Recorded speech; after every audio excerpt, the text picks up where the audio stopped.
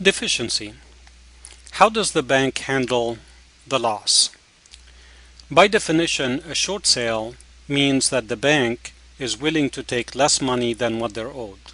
So they're going to be short a certain amount of money. That amount of money is called deficiency. There are several ways that they deal with this deficiency, and it's very important that the person that is representing you understands this process from the bank's point of view, because they can negotiate with the bank more effectively. The bank can forgive the debt.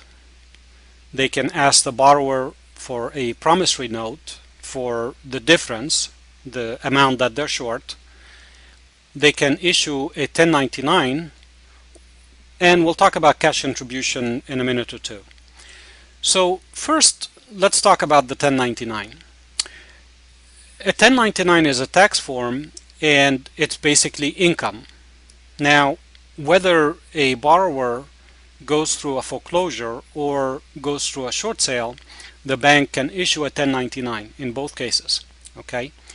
So before 2007, this was a real problem for the borrower because they have to pay taxes on that income.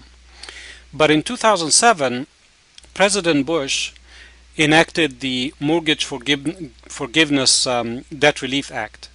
And in a nutshell, what this says is that a borrower who receives a 1099 as a result of a foreclosure or a short sale is relieved from the tax liability associated with that income. Okay?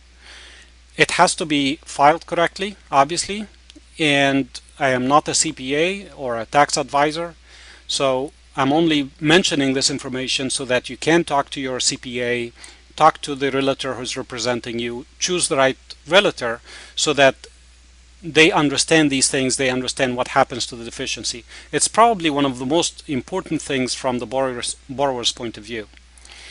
Now, there are conditions as to who qualifies under this act, and it has to be either a primary residence or the borrower has to prove that they are insolvent, meaning that they have more debt than they have income coming in or cash flow coming in. Again, I'm not a CPA, so you need to talk to your accountant and find out like whether these things apply to you. And there are some other restrictions that once you discuss this with them, they can explain, yes, you do qualify, no, you don't, and here's what you can do. I want to go back to the other options that we talked about earlier. So a lot of the time, like your best possible outcome is basically to get a forgiveness of debt and to get a 1099, because that means the bank basically is saying, what we have to write this off somehow, and it's a good way for them to get rid of that amount of money by issuing the borrower 1099. So they're saying our loss is your gain, and so it's a good way for them to get rid of it, and obviously you have to claim it as income. So the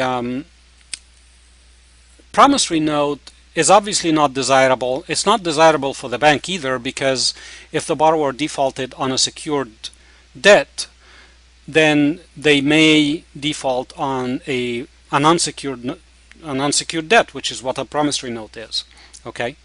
Now, when the bank asks for a promissory note, a good negotiator will counter maybe with a cash contribution to say, okay, we understand you want so much, but the borrower can get their hands on a few $1,000s, or perhaps the buyer, because the buyer is getting a great deal here, they are willing to put in a few $1,000s to help move this situation along.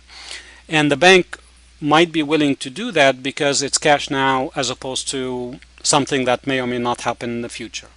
Okay, so these are some of the things that we're pointing out simply so that you can go and investigate a little bit further and make sure that you're dealing with people that understand these things and understand how to represent you properly, not just with one lender, but with all the debt that's associated with this particular property.